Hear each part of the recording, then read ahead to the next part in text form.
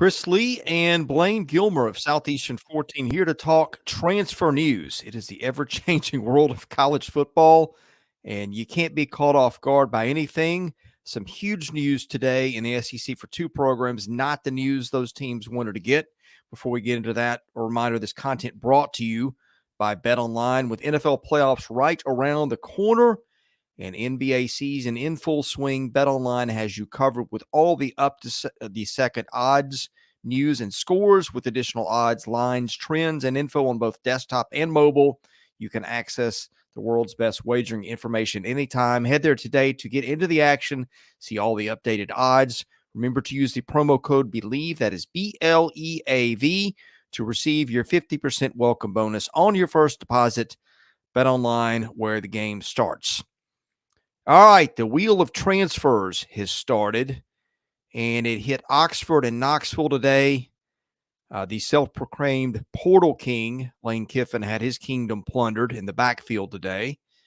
And Tennessee Vols and Josh Heupel lost a key offensive lineman too. The Judkins news, though, is the one that's going to get most of the discussion. Let's start there. Reading up on the internet a little bit today, didn't sound like that was maybe a massive surprise. Maybe there'd been some friction there between Judkins and Lane Kiffin, just judging by some message board posts from some people I trust over at Rebel Grove. But what was your reaction to the Quinshon Judkins news, Blayne? Blayne, I can't hear you. Sorry, I had it muted. It'd help if I unmuted. Sorry, the old Jerry Send you to the portal. Yeah, the old Jerry Maguire came to mind. Show me the money, because that had to be what is going on here. Reportedly, on sources out there, there are reports that the Grove Collective and Quinshon Judkins had already ironed things out before the Peach Bowl occurred against Penn State. A deal somewhere between whatever source you want to believe, $800,000 and $1 million for the next year, and he was going to be good to go.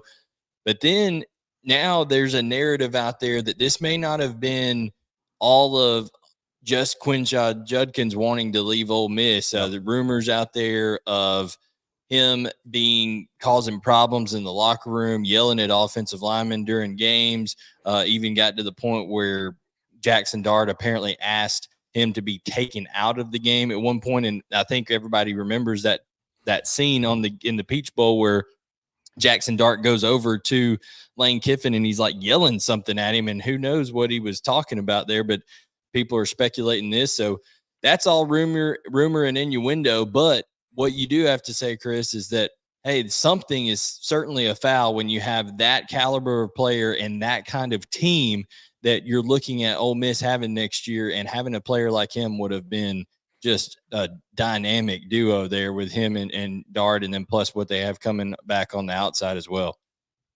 Blayne, I don't know how in the world you manage this as a coach, because the numbers have gotten big. Kids are not playing games, even as the money has gotten bigger.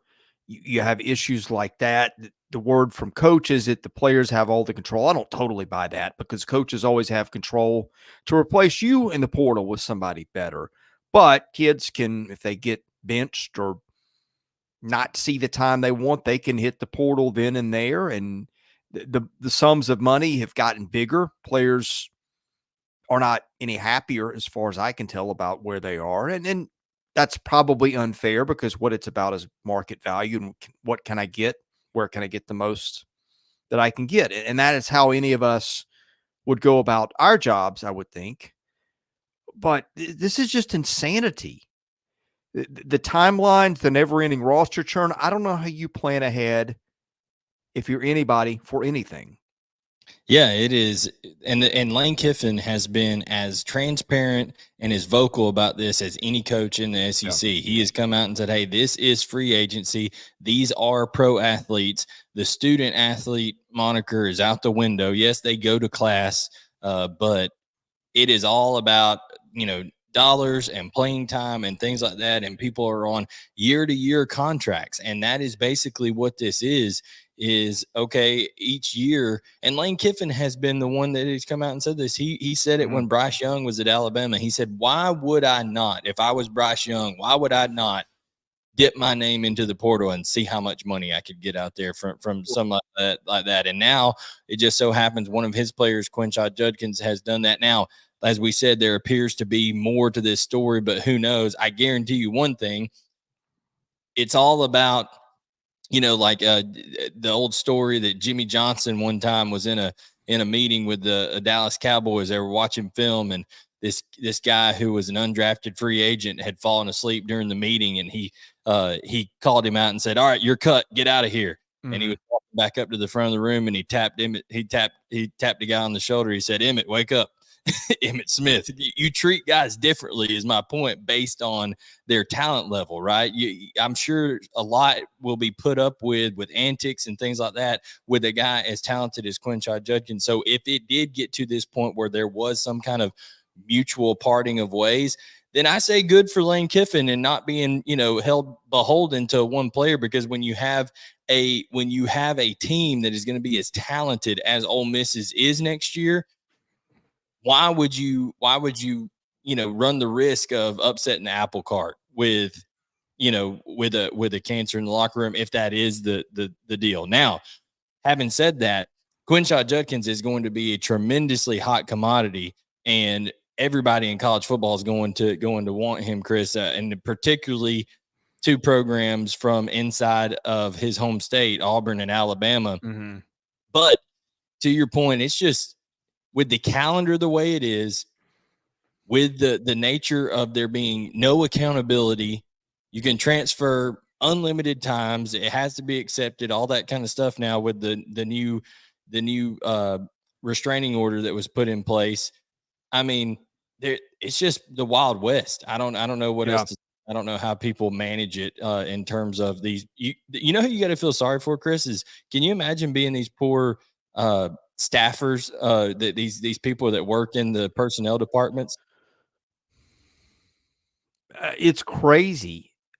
I do respect Lane Kiffin for this. Lane Kiffin has benefited more from the portal than just about anybody, and yet he basically says, hey, it's flawed. The thing that Lane has said basically is, look, these are the rules that we have to play by, and therefore, in order to be competitive, I've got to look after our best interests and play that way. But I like the fact that he's said, hey, this system basically sucks. It needs to be fixed.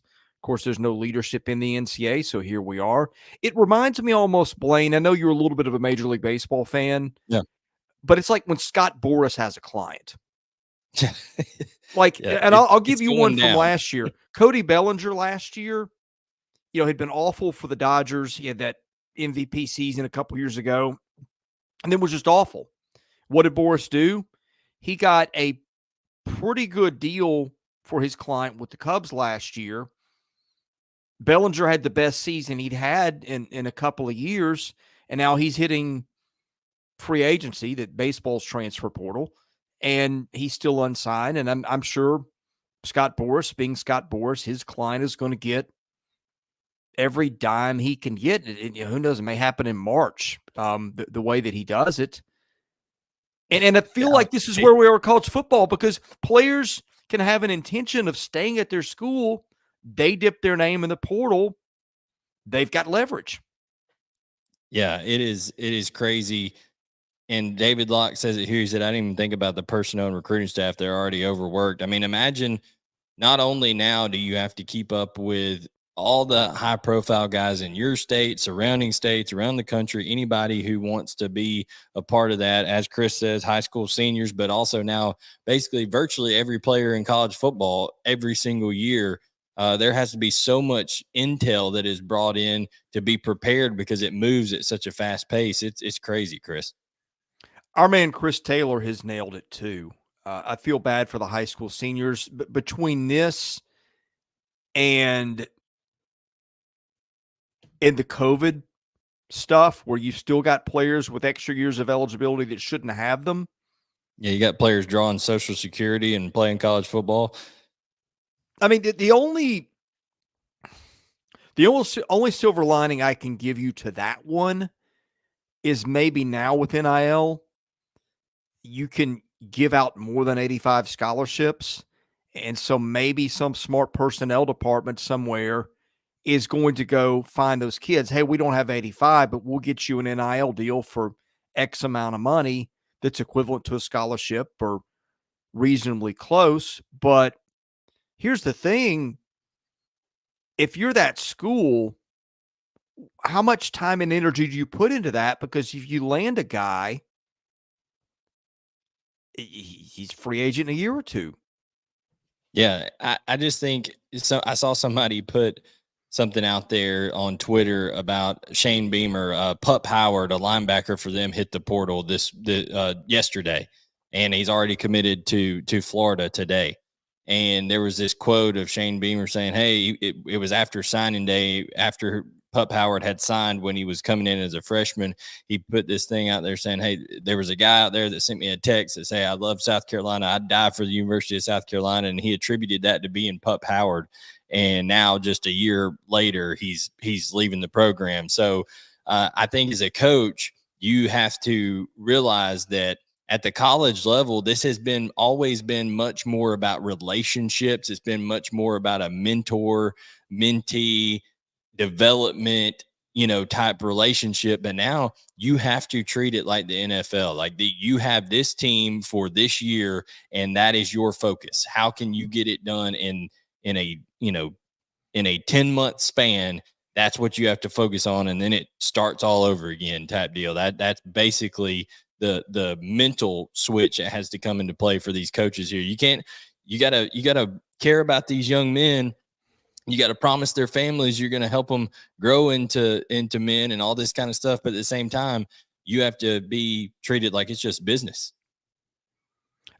We haven't hit Gerald Mincey, and I want to hit that in a minute. But I'm sitting here thinking, but Blaine, we're both married guys. I don't mean to be gross with this, but what would happen if, as soon as you and I are done, I go start texting other women, my wife starts texting other men, and that goes on to your house. And I feel like that's where we are in college football.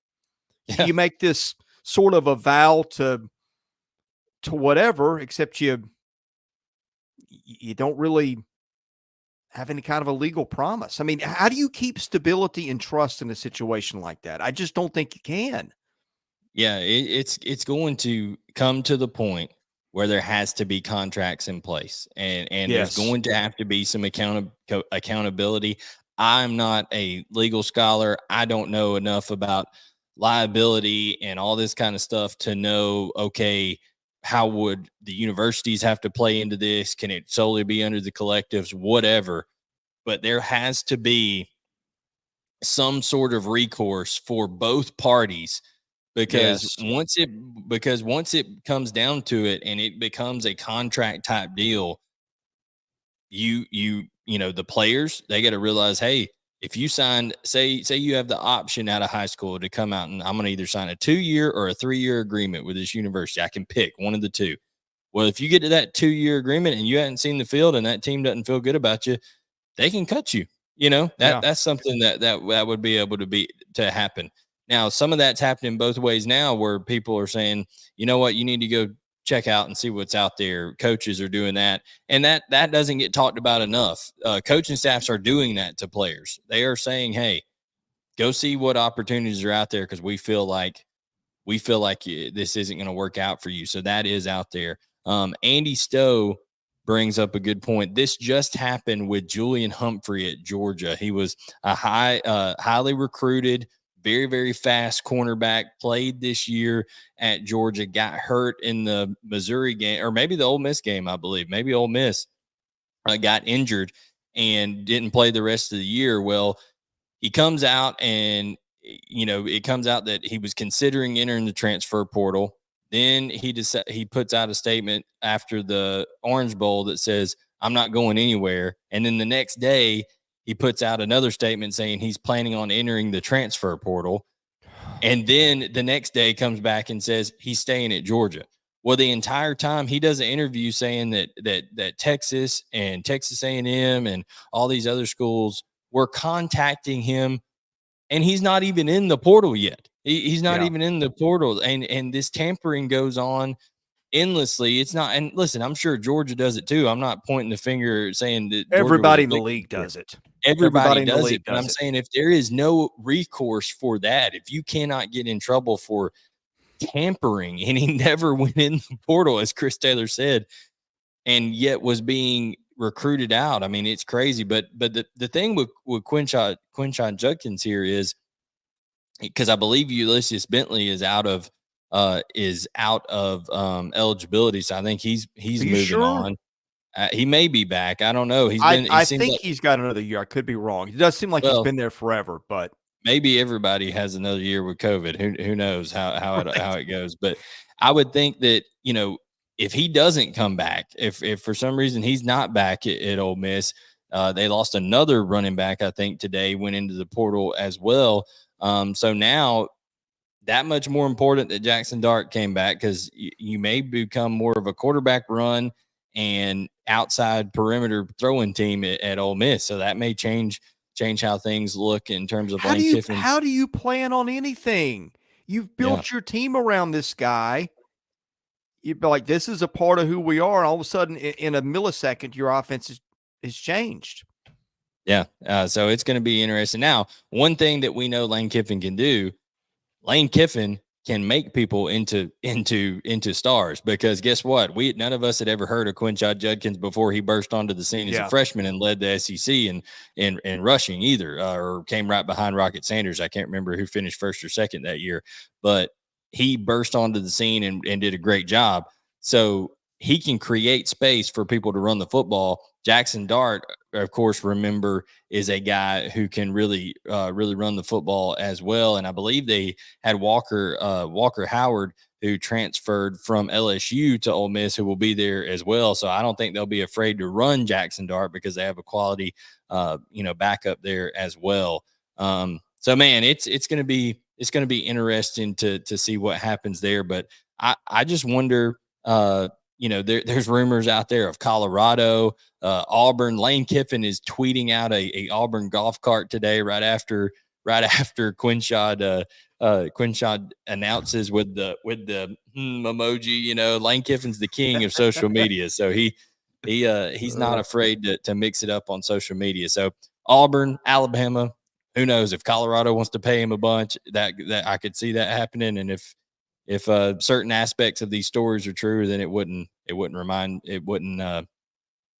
surprise me if that was the destination either. So the catch and release, Andy Stowe said Lane Kiffin was fishing and he hooked a I think it was like a baby shark or something like that. And he tweeted catch and release. And I don't think he was talking about the shark in the actual photo there, Chris. So there's a lot going on with this story, and I think there will be more that comes out. But David Locke says the transfer portal giveth and taketh away. And Chris, one place that it got taken away from today was Gerald Mincey leaving Tennessee to play left tackle instead of right tackle.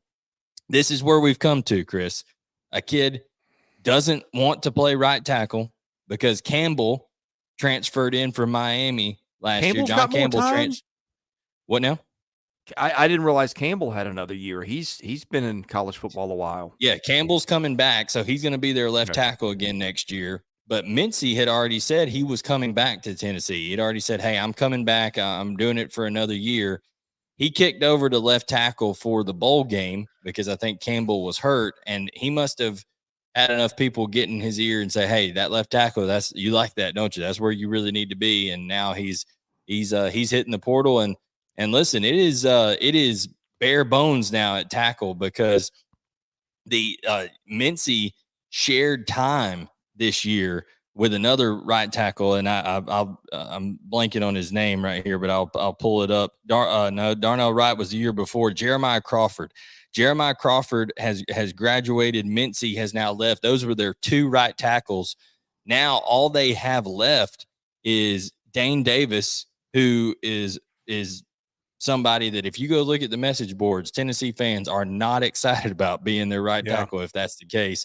And then you look at Campbell on the other side, and the rest of players are either freshmen that didn't play this year that are going to become sophomores, or high school guys. So it is going to be searching for some depth in the transfer portal, and already the top tackle in the country that was in the transfer portal. Caden Green went from Oklahoma to Missouri. So it's not like the options are that plentiful. One thing Kirby Smart said, Chris, about the transfer portal is you don't find big guys in the transfer portal. He said, because typically if they're really good, they're not in the portal. they stay where they're at. So Walter Nolan was in the who portal. knows what Tennessee's going to do at tackle. But what are your thoughts on Gerald Mincey leaving Tennessee? Well, I'm always thinking about what's the next thing. And you remember why not Lane Kiffin, good grief, that's 15 years ago.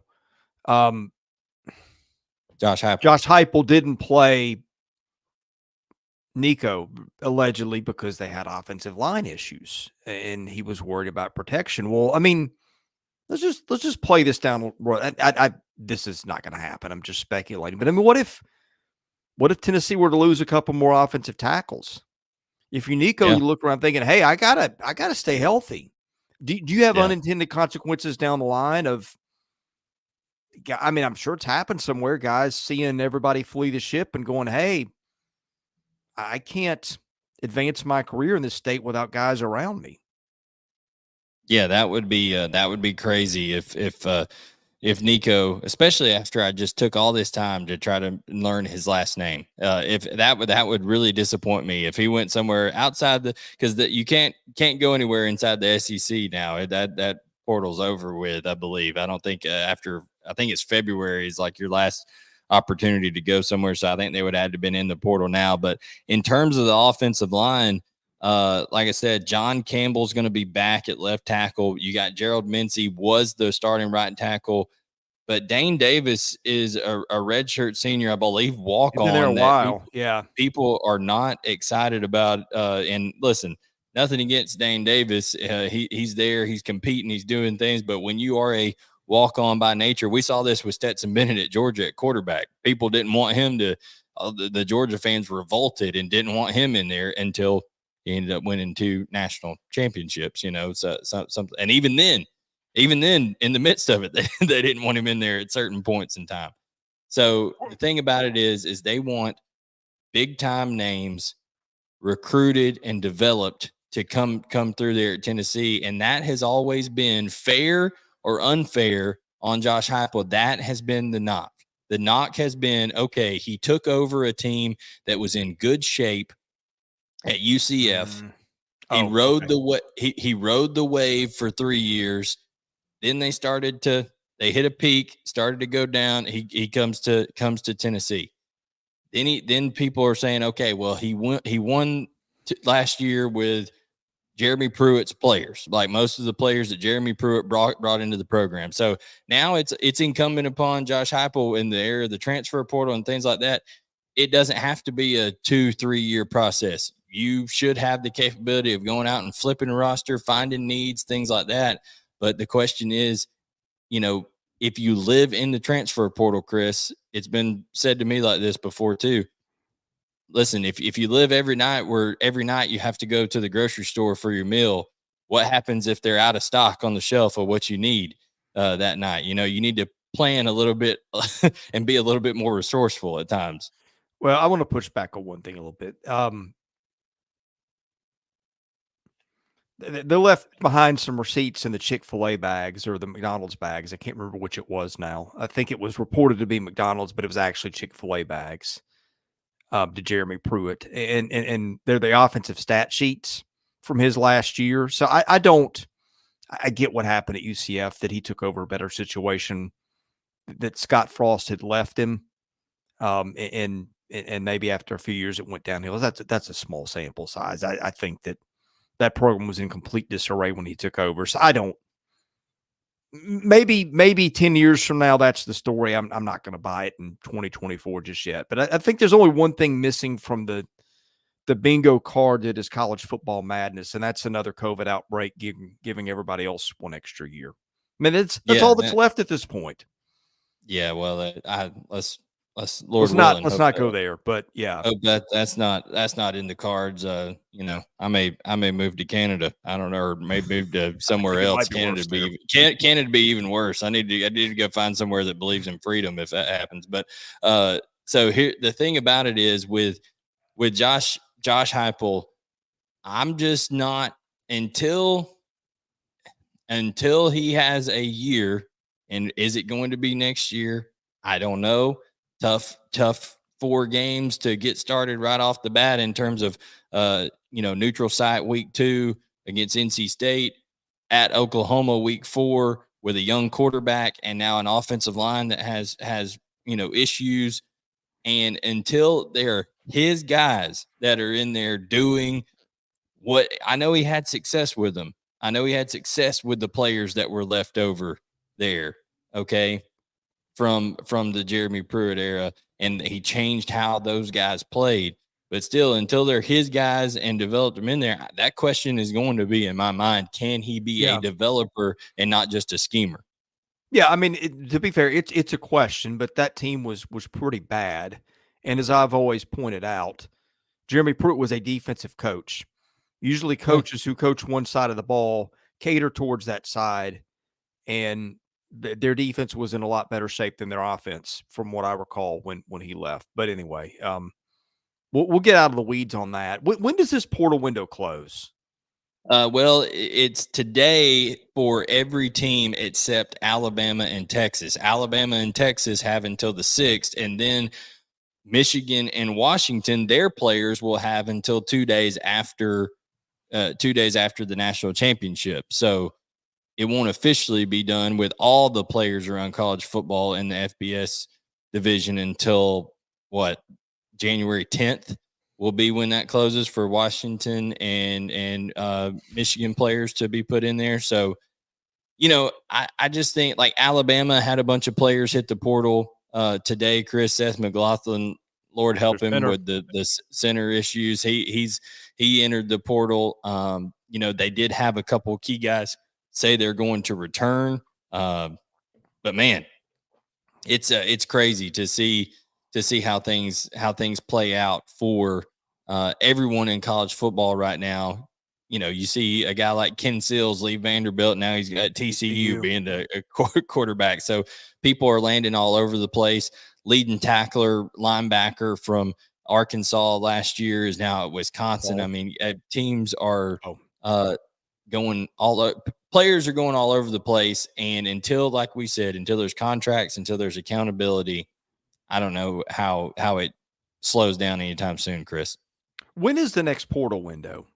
Spring, right? The next one's, I believe, it's after spring practice for most people. Yeah. I'd have to look up the exact date, but when there will be another, and I think that one's only 15 days.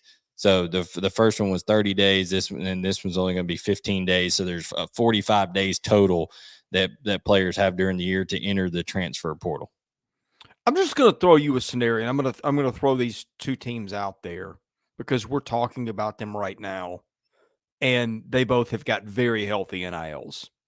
Let's just say something happened really crazy at Ole Miss or Tennessee where you lost like a whole running back room or offensive line room or whatever. Can you imagine spring? Like the feeding frenzy that's going to set off? The tampering, but the tampering beforehand, the sums of money. I mean, what if you're, again, I'm just throwing this out here just to put an example, but what if you're Josh Heupel and you lose most of your good offensive linemen? You've got Nico that you got to protect, and you got to do something because you can't play without an offensive line. I mean, how desperate do you have to get? How much money do you have to start throwing at kids? How much tampering do you have to do to fix it? Yeah, and Alex said Andy said it's April 15th through 30th, and Alex said that's actually in the middle of spring for a lot of people. So to your point, it affects, in today's age, there's few coaches and that have both the cachet, the respect across college football, and the depth on their team to be able to just say, hey, we're going to coach guys the way that we're going to coach them, and we're not going to worry about mollycoddling people and things like that. It's going to change how people coach players, because you can't be too hard on them here and there, because you don't want to lose them. You don't want to tell them, okay, well, I'll just go somewhere else. And that's how it goes. So I think with the I like to call it the wussification of America. With that coming to fruition, and people, the instant gratification and all that kind of stuff coming into play, this only adds gasoline to the fire. And listen, we're in a period where all of these players have grown up their entire life in the social media era. Okay. This isn't like this is a generation of young men that have known nothing but instant information, instant access, all this kind of stuff.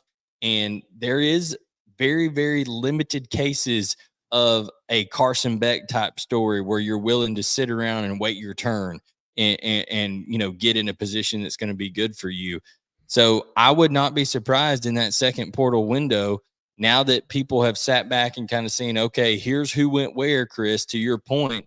If they go into the first 4 or 5 practices of spring and, you know what, I don't like the reps that I'm getting, I don't like my situation here, boom, hit the portal. And then, as you said, that's got to be chaos in terms of an offensive coordinator, defensive coordinator, special teams coordinator, in terms of, okay, now I got to switch this guy around here, we got to change this scheme. Because if you're a good coach, you adapt your scheme to the skill set of your players. Well, not every player has the same skill set. So you may be planning on going into spring saying, hey, we're going to be a team that, because we got big guards that can move people, we're going to do a lot of duo and inside zone and stuff like that. And then maybe this massive guard of yours decides he wants to hit the portal, and you have to have a guy who's a little bit smaller, a little bit more athletic. So then all of a sudden, maybe you're doing more pin and pull, things like that, creating angles on the gap scheme. I mean, it could change a variety of things. Here's the other thing. What are graduation rates going to be 5 years from now? Kirby Smart addressed that after the Orange Bowl. He's like, you got to decide one thing or another. Do you want people to be student athletes, or do you want to go the direction we're going with the portal and everybody being able to leave after every year? He pointed to the result of the Orange Bowl, and he said, hey, if you don't want to see this happen again, there need to be changes in college football. Yeah, well, and here's the other thing. You've got some schools where the transfer requirements are much more stringent than others in terms of credits you can transfer in or not transfer. In some schools, you got to finish the last 60 hours at your school. Now, that's a few of them in the Power 5. That's not most of them, but you got that layer of complexity on top of everything else. Yeah, like Stanford and Vanderbilt and places along that. I think Michigan maybe. Could be wrong. Yeah, there's a lot of high academic places out there that aren't willing to deviate from those standards in order to help college football. So yeah, I just think it's going to be something that is going to see some change across the board over the next 18 months to 2 years. I think you'll see college football look entirely different than what it does right now. And I think, and I hope, that you'll see the end of college football as part of the NCAA as we all together. I think it'll break away and become its own entity before too long. What is the breaking point for all this? Because it just keeps getting worse and worse and worse. Is it the Orange Bowl? I think the Orange Bowl was a big catalyst towards the change that is coming. But I think one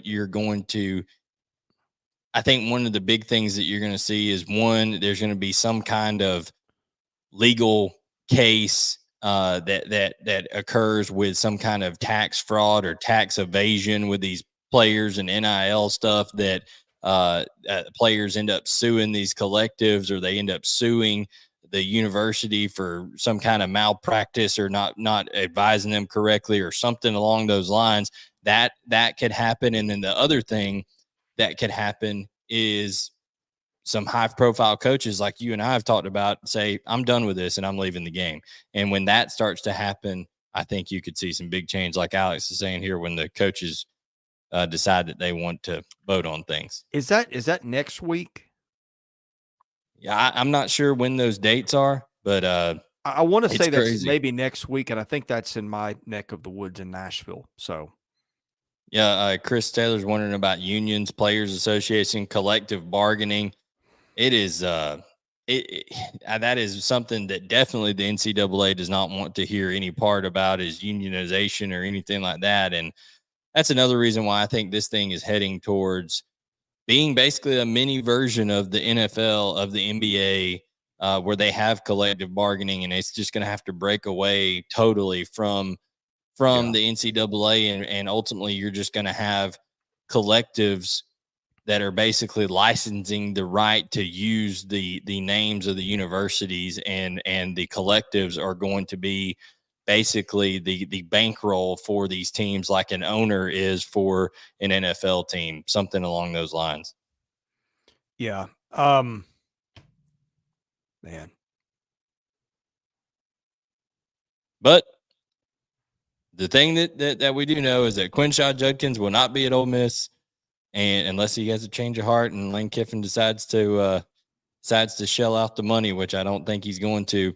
Oddly enough, Chris, did you see the head of the Grove Collective retweeted a tweet of somebody that had retweeted Quinshon Judkins' announcement he was going in the portal that said, "Do not overpay for running back." The head of the Grove Collective retweeted that. So, uh, Whoa. that lets you know what's going on there. So Yeah. it's going to be It got a interesting. little nasty.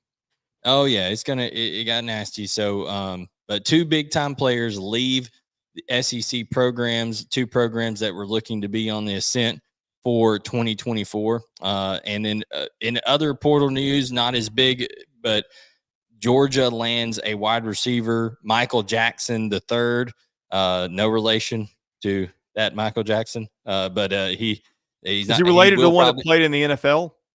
I don't know, but There's been one or I two would of those. imagine Yeah. he does do the moonwalk in the end zone when he scores a touchdown, so that'll probably occur. But Michael Jackson signs with Georgia. He's from USC. It's the third receiver that Georgia has signed this year, which is a little surprising because they've kind of got a logjam of talent over there at receiver, even with Lab McConkey leaving. And then also, Jair Brown, a defensive back from Ohio State, signs with LSU. So he commits to LSU. So a couple of additions that I just wanted to throw out there. But other than that, Chris, anything else before we wrap it up here? Well, if you're in the market for quarterbacks, one more went off the board today too, with Will Howard going to Ohio State. Yeah.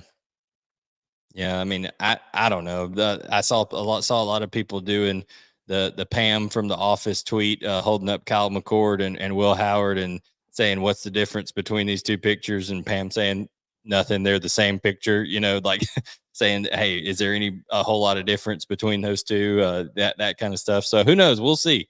We'll see what happens. But when it comes down to it, it's a wild world in college football, and that's why you need to be subscribed here, because we're always reacting to stuff. We're always putting out videos.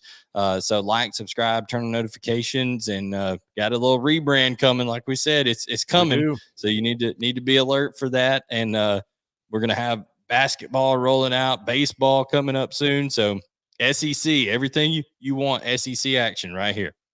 Hey, we did a basketball mailbag this morning. I'm not sure if we've published it yet or not, but that's going to be a new feature we're going to be doing, is taking your questions. That was a lot of fun. That's one of the best episodes we've done. So if you're a basketball fan, be sure to check that out. And of course, we'll have recaps of games. We got predictions of everything this weekend. Saturday starts the opening of SEC Hoops, the first of an 18-game schedule for each team, and really here for that, because my goodness, it's going to be a very exciting season. 5 weeks from baseball, 6 Yeah, weeks. I think somebody said 50 days on our last stream the other Yeah. night. So it's 40 something days now. So it's getting close. I still think 7 weeks. baseball starts way too early. Yes. I think it's too cold for baseball. Then I had an argument with a guy one time that he said, "Hey, we should switch in the state of Georgia because of the heat. We should switch baseball and football season, that when they start and things like that." And I was like, "Hey, I wouldn't mind it. It'd be okay. A little spring football action. It'd be good weather. Get that going on." But no, it's going to be fun to keep up with it all. And I'm excited, Chris. We got a lot of things coming on the channel. Make sure LSU looking for offensive coordinator and defensive coordinator and an entire defensive staff. So we did a video on that yesterday. A lot to keep up with, and you can keep up with it right here on Southeastern 14, at least for a couple more days. Southeastern 14. All right. Thanks, everybody, for checking in. Lots of familiar faces or really names in the chat, and we appreciate all of you. God bless you. Have a great night. This is Southeastern 14 presented by Bet Online.